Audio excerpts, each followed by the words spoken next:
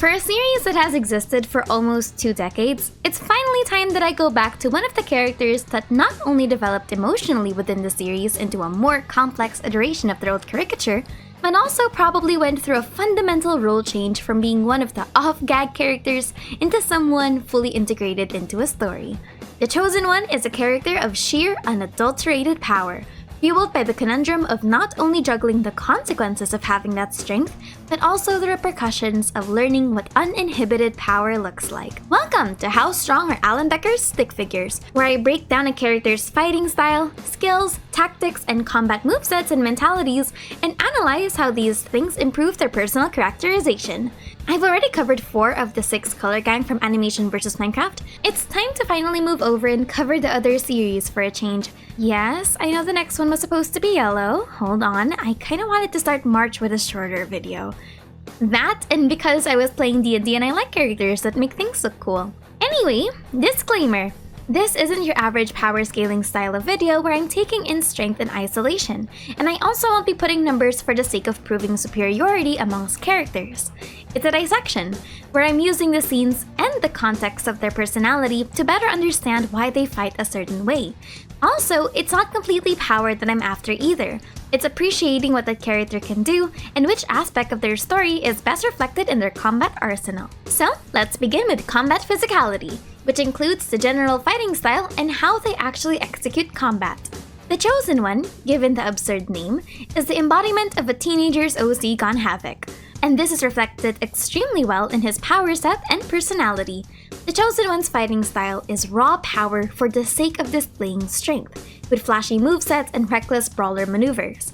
This is mostly because his power is a reflection of his insubordination, with his hostility towards Alan starting almost immediately upon creation. The Chosen One's biggest asset is that he has superior strength, speed, and constitution compared to even combat-oriented sticks like green, yellow, blue, and red. The Second Coming is also included in this category though. When it comes to sheer strength, there are 2 ways that he reflects this. First is in force delivered. The Chosen One can deliver immense shockwaves of force by concentrating energy in his palms to send an opponent flying.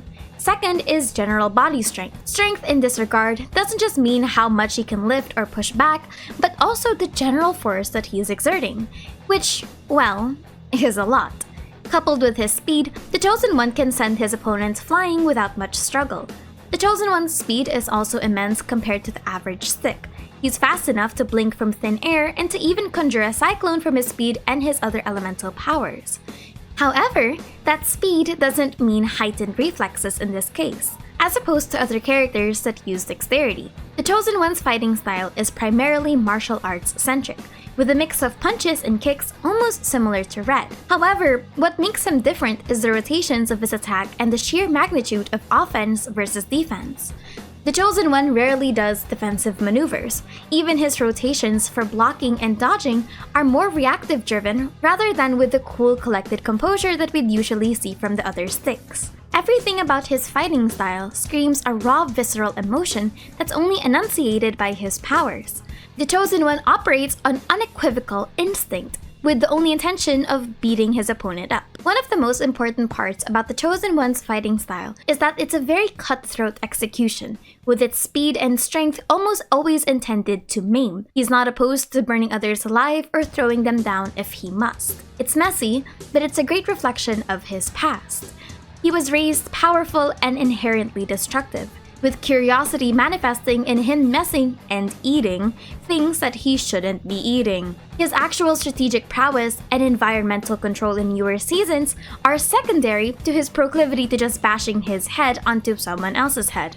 He's the most volatile fighter in the series in terms of power because it's difficult to pin down his next move and also to determine what he's not willing to do to you. Even when he receives his character development, that level of ferocity just translates into a want to him fighting for a vision. He has to fight as much as he can for his or someone else's survival.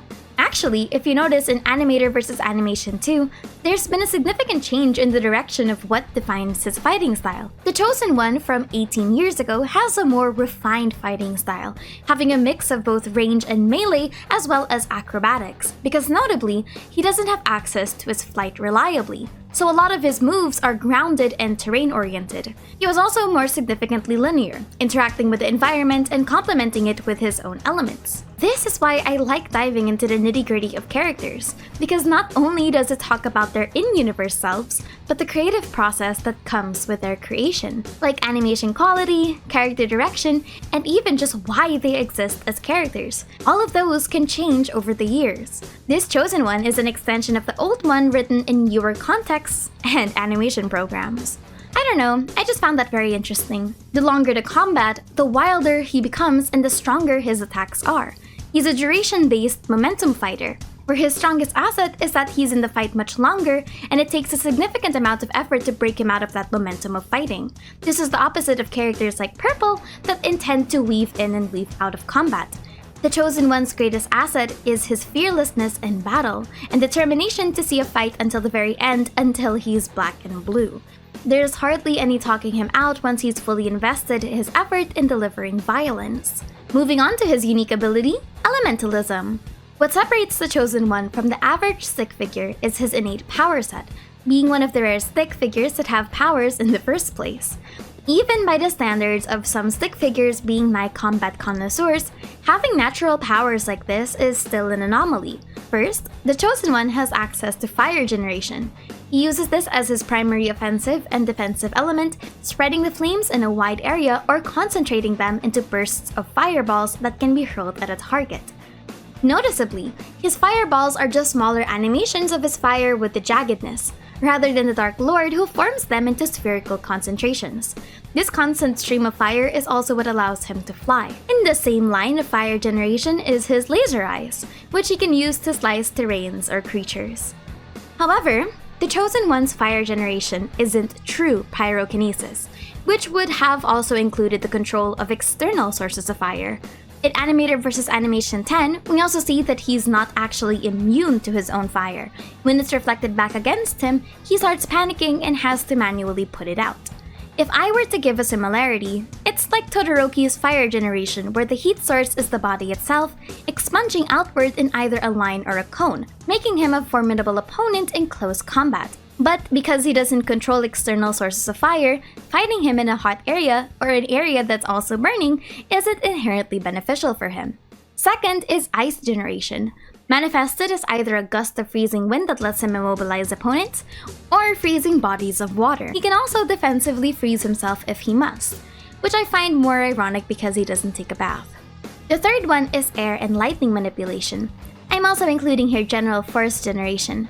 He's able to create storm clouds from thin air and conjure lightning, with his super speed allowing him to create tornadoes.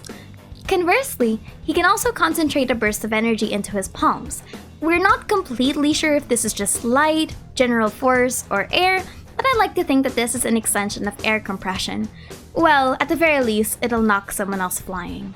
But the offset to having a fighting style this unhinged is that a lot of the times, he's either got the upper hand or he doesn't. This kind of fighting style is dangerous because it's easily intercepted if the enemy is much stronger, especially since you've put yourself in a close quarters open position, that if they do get a hit on you, recovering your stances is difficult. Most of the time, the Chosen One transitions between heavily taking blows or delivering blows. This is also why acrobatic fighters like Blue or Green have a level of composure to them that includes disengaging. The Chosen One doesn't have that kind of combat philosophy, but a defining part of his character is that he is horrendously physically resilient, to the point that multiple stabbings of the Virobot and even the Dark Lord himself aren't able to keep him down. The Chosen One's monstrous constitution makes him able to withstand a lot of fatal blows that would have otherwise killed other stick figures. However, higher constitution doesn't mean higher resistance to force.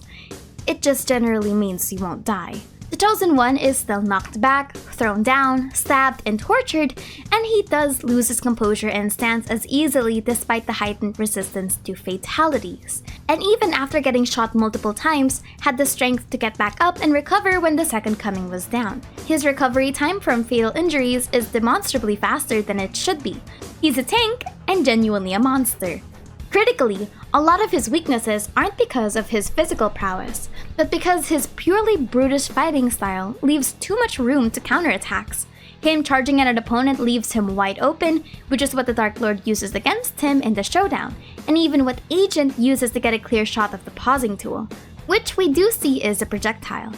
The Chosen One's combat physicality boils down to his power over the contemporary strategy, because that's the benefit of having that power in the first place. He can afford to be reckless because the punishment is that he's not usually dead. So let's go on to combat mentality. The Chosen One's mentality in combat doesn't need the usual 3 parts that I do in my previous videos, because it doesn't need to be defined that way. His combat mentality changes proportionally to how he valued power as a responsibility rather than a statement. In the beginning, his combat mentality was simply destruction for the sake of displaying power. It was loud and it made a stand that he wasn't about to back down from the one that was threatening his full potential. There's no questions, there's no restraint, just an unbridled want to let loose. This isn't to say that he was inherently malicious, but he was destructive. This complemented AVA's old slapstick-style humor with just battle for the sake of battle. However, as the reign of destruction went on, the Chosen One slowly started appreciating the quieter parts of life, albeit in smaller chunks. We then see the other side to his personality. He's questioning what he does with his power, and he even shows bouts of smaller restraint. But those are not strong enough at the time to form his resolve. Unfortunately, his loyalty to the Dark Lord as a friend would far outweigh that resistance. And even if he were holding back, he was still an absolute unit on the field. We know that they were uncontested during the Newgrounds attack. I don't doubt that he was still responsible for a lot of those casualties. It's when he challenges his morality with his loyalty that he fights the Dark Lord for real that his fighting style takes a significant character change. Now, he wasn't fighting just to present himself, he was fighting because he had something to fight for. And if he failed, there were actual horrible consequences. His attacks are more brutal, driven, and chaotic, but also more desperate, from burning alive to nearly drilling a hole into the Dark Lord's head with a laser. And even when he saw that it was Alan's PC that was being targeted, the Chosen One still fought his hardest. After the showdown, he slowly started developing a more calculated fighting mentality. When he was chased down and wanted, he prioritized escape rather than committing destruction because it was a closed environment. He even stops to make sure that a guy doesn't become collateral. He only unleashes his full power when he's already out of the city, showing that if he really wanted to, he could have rained down terror on everyone there if he didn't care about the civilians. The Chosen One's combat initiative develops, but it doesn't really change much from his older prerogatives of, fight first, questions later. But this newfound restraint doesn't mean he's willing to be a pushover. That's why it's interesting to see him take a slower, more self-preserving approach against Victim when he realized that he wasn't just outskilled, he was completely out of his depth. When the fight starts in the box, he doesn't even take Victim seriously. He just shoves him back until he's thrown back and he realizes that this wasn't normal. He takes on a more serious stance but is completely outclassed by the box. He's forced into a defensive position, but he doesn't really hold up against Victim at all. But when Victim shows an opening, he retaliates, but to no avail. The Chosen One starts getting serious as he uses his elemental powers and he goes on the offensive. We see him finally able to trade blows with Victim, but he's overpowered.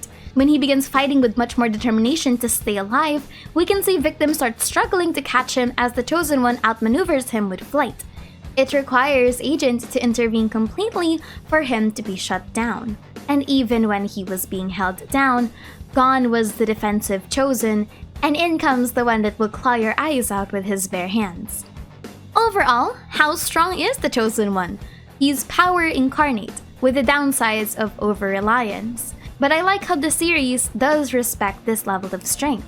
Hackers win against him doesn't just make Hacker seem impressive, but also the Chosen One. It required so much technology to not only put him down and pacify him, but the way that he was actually defeated required using tools that are nothing short of reality-breaking and a meta-understanding of what they, as stick figures, even are. If you're a drawing, having access to painter tools and items from an artist in our world is like having the code to the universe.